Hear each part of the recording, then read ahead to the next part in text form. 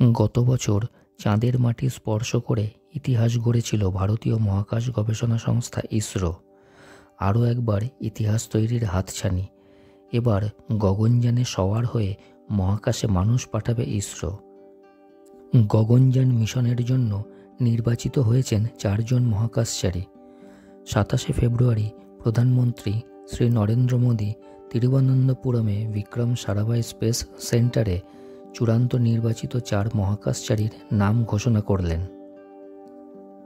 তারা হলেন group captain Prashant Balakrishnan Nair, group captain Ajit Krishnan, group captain Angad Pratap এবং উইং কমান্ডার শুভাংশু শুক্লা। এরা প্রত্যেকেই ভারতীয় বিমান বাহিনীর আধিকারিক।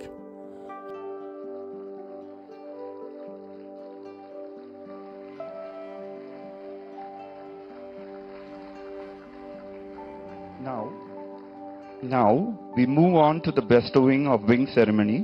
May I now request Chairman ISRO and Secretary Department of Space Sri S. Somnath to hand over the wings to Honorable Prime Minister.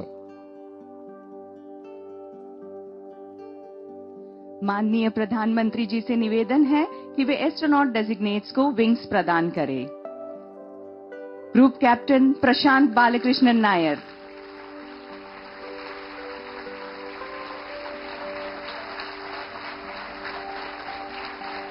Group Captain Ajit Krishnan,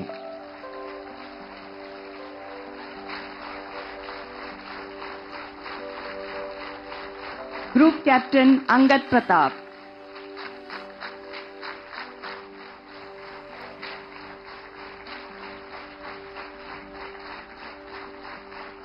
Wing Commander Shubhanshu Shukla,